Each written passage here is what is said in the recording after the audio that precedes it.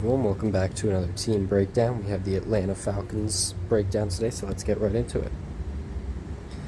Last season, 7-10, last in the NFC South, 13th in the NFC, missed the playoffs. I'd say not too terrible of a record, considering a lot of people did consider the Falcons to be one of the worst teams in the NFL going into last season. They ended up being in the playoff conversation a bit toward the end of the season, mostly because of the division that they were in, but nonetheless put together a respectable 7 wins based on expectations, I would say. Looking at their notable additions, there's some pretty intriguing ones in here, specifically on defense. The big one is Jesse Bates from the Bengals. He's one of the top safeties in the league. You also get Jeff Okudah in that secondary, adding Calais Campbell and David Onyemata to that D-line, as well as Bud Dupree.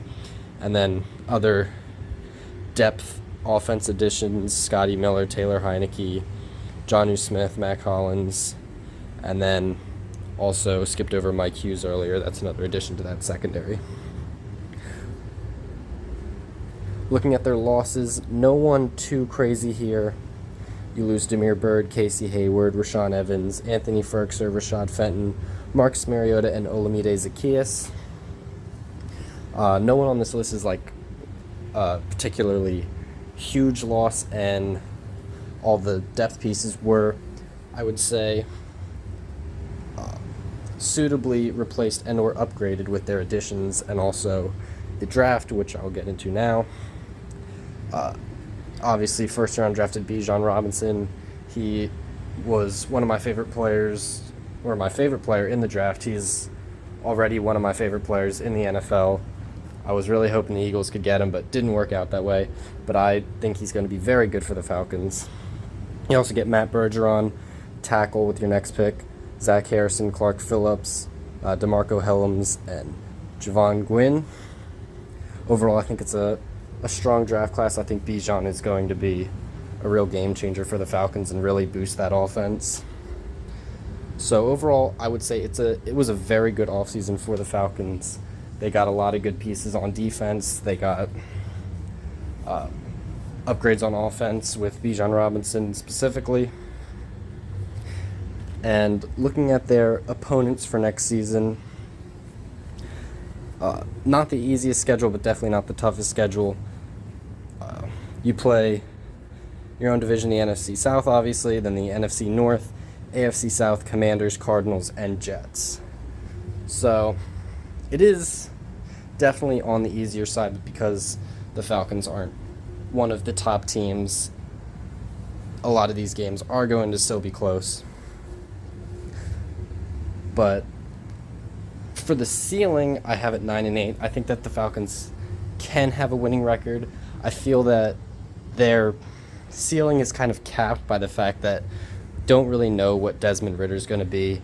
Not really sure if he's going to be any good at quarterback, and that could hold the offense back despite the fact that they have good weapons in Drake London, Kyle Pitts, Bijan Robinson, and the defense has a lot of good players on it as well.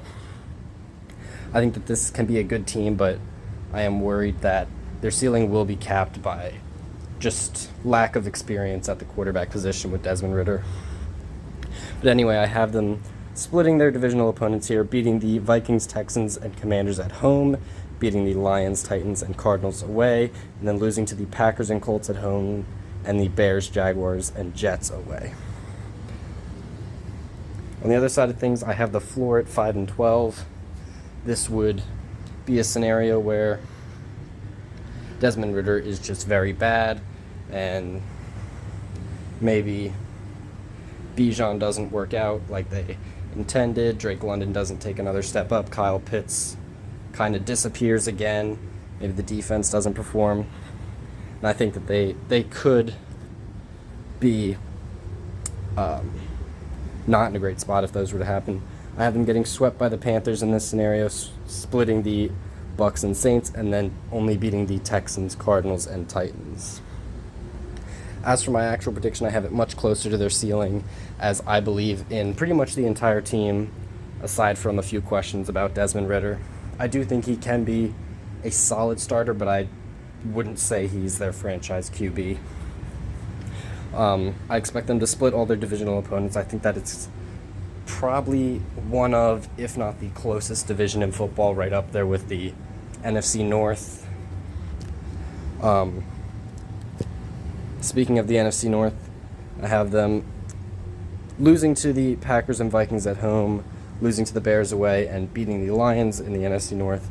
And then in the AFC South, beating the Texans at home, losing to the Colts at home, beating the Titans away, and losing to the Jaguars away. And then also beating the Commanders, Cardinals, and losing to the Jets. So that's all I have to say about the Atlanta Falcons. I think that they can have a successful season. I think that they can maybe compete for a playoff spot in a weaker division. But I am worried about how capped their ceiling is going to be as a result of Desmond Ridder.